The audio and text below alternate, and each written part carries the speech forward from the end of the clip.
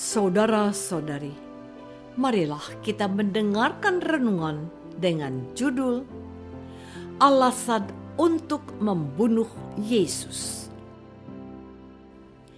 yang berdasarkan pada Injil Yohanes bab 10 ayat 33. Jawab orang-orang Yahudi itu, "Bukan karena suatu pekerjaan baik maka kami mau melempari engkau, melainkan karena engkau menghujat Allah, dan karena engkau sekalipun hanya seorang manusia menyamakan dirimu dengan Allah." Dalam nama Bapa dan Putra dan Roh Kudus. Amin. Saudara-saudari terkasih dalam nama Tuhan Yesus Kristus. Ketika orang-orang Farisi mendengarkan bagaimana Tuhan Yesus menyatakan dirinya sebagai anak Allah, mereka tidak bisa menerimanya. Tuhan Yesus menyatakan identitas dirinya yang sebenarnya, tetapi orang-orang itu mengatakan bahwa dia telah menghujat Allah dan menyamakan dirinya dengan Allah. Dia memang Allah, tetapi mereka mengatakan bahwa dia hanya seorang manusia. Ada yang tidak nyambung tentang apa yang dinyatakan Yesus dan apa yang ada dalam benak hati orang-orang Farisi. Memang akan sulit menerima sebuah kenyataan baru dan asing. Kalau ada seseorang tiba-tiba menyatakan dirinya sebagai anak Allah, lebih jauh dari itu, bahwa pernyataan itu adalah bentuk penghujatan. Orang yang demikian sudah sepantasnya dilempari dengan batu atau dihukum rajam. Penolakan seperti itu sepertinya adalah sesuatu yang bisa dengan mudah dimaklumi. Beberapa waktu lalu di media Indonesia, kita mendengar ada orang yang menyatakan dirinya seorang nabi. Orang itu segera diringkus dan telah menodai agama tertentu. Apa yang salah dengan penolakan yang dilakukan orang-orang Farisi terhadap Yesus yang menyatakan dirinya sebagai anak Allah? Saudara-saudari terkasih, terhadap sikap orang-orang yang menolak dirinya dan ingin menghukum dia dengan hukum rajam, yaitu dengan melempari dia dengan batu, Yesus mencoba membuka pikiran dan hati mereka dengan bersabda, "Tidakkah ada tertulis dalam kitab Taurat kamu, Aku telah berfirman, kamu adalah Allah?" Jikalau mereka kepada siapa firman itu disampaikan disebut Allah, sedang kitab suci tidak dapat dibatalkan, masihkah kamu berkata kepada Dia yang dikuduskan oleh Bapa dan yang telah diutusnya ke dalam dunia, engkau menghujat Allah? Karena aku telah berkata, aku anak Allah. Apakah mereka paham akan penjelasan itu? Tidak. Mereka tetap bertegar hati. Penginjil menuliskan, sekali lagi mereka mencoba menangkap dia, tetapi ia luput dari tangan mereka. Apakah mereka berhenti mengejar Yesus? Tidak. Mereka terus berusaha mencari kesalahan dia untuk dapat menjeratnya dan menghukum dia. Mereka tidak akan berhenti untuk bisa menangkap dan menghukum Yesus. Kita semua tahu pada akhirnya Yesus yang dimusuhi oleh mereka ini, mereka tangkap dan mereka serahkan kepada penguasa Romawi untuk dihukum mati di kayu salib. Saudara-saudari terkasih, dari kesaksian kitab suci, bukan hanya Yesus yang mereka incar dan telah mereka musnahkan dengan menyalibkannya.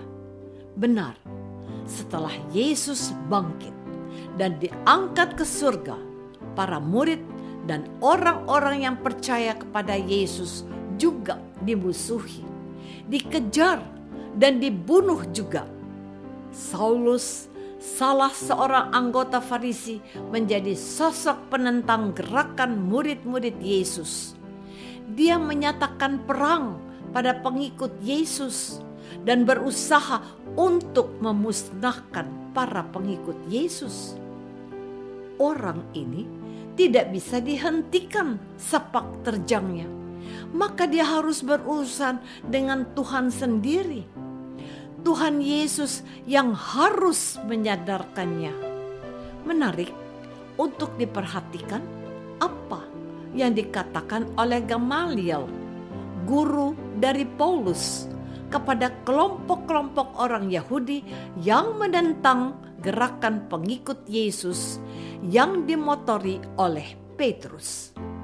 Gamaliel berkata kepada mereka yang memusuhi pengikut Yesus, katanya, "Hai orang-orang Israel, pertimbangkanlah baik-baik apa yang hendak kamu perbuat terhadap orang-orang ini. Karena itu, aku berkata kepadamu, janganlah bertindak terhadap orang-orang ini.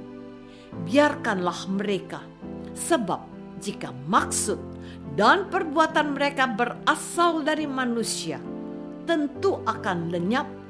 Tetapi kalau berasal dari Allah, kamu tidak akan dapat melenyapkan orang-orang ini.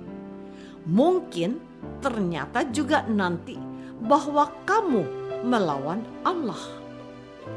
Nasihat itu diterima. Kisah Para Rasul bab 5 ayat 35, 38 dan 39. Saudara-saudari terkasih, hari ini kita menerima pencerahan dari Tuhan Yesus sendiri bahwa Dia memang anak Allah. Gereja perdana berjuang mempertahankan iman mereka dan tidak digentarkan oleh siapapun. Kita tahu bahwa apa yang dikatakan oleh Gamaliel telah terbukti, dan sampai hari ini Tuhan Yesus adalah juru selamat bagi semua orang, teristimewa untuk kita yang telah percaya dan dibaptis dalam nama Bapa dan Putra dan Roh Kudus. Tuhan Yesus memang sudah mengalami penolakan yang dilakukan oleh pemuka agama Yahudi. Mereka itu ahli Taurat, orang Farisi, kaum Herodian, bahkan kelompok Saduki. Kehendak jahat mereka akhirnya berhasil menyalibkan Tuhan kita, Yesus Kristus.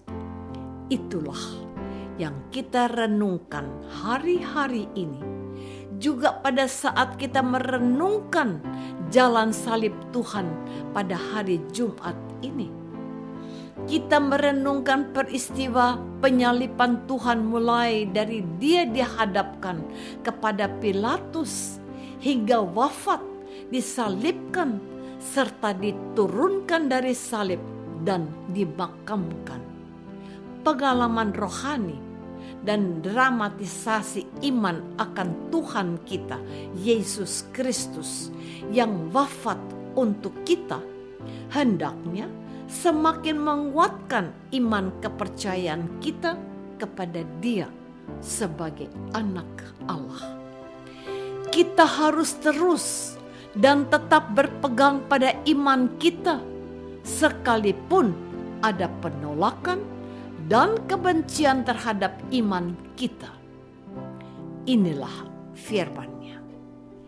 barang siapa kehilangan nyawanya karena aku dan Injil, ia akan menyelamatkan nyawanya. Aku menyertai kamu sampai akhir zaman. Sabda Tuhan. Apakah aku tetap setia kepada Tuhan Yesus yang ditolak dan dibenci? Apakah aku siap menderita bersama Kristus karena menerima Dia sebagai juru selamat dunia? Marilah kita berdoa. Bapa yang Maha Baik, kami percaya bahwa Yesus adalah Putra-Mu, kesayangan-Mu. Mampukanlah kami untuk menderita dan memikul salib kehidupan kami bersama dengan Yesus, sebab Dialah Kristus, Tuhan dan pengantara kami. Amin. Semoga kita semua selalu dinaungi dan dibimbing oleh berkat Allah yang Maha Kuasa, Bapa dan Putra dan Roh Kudus. Amin.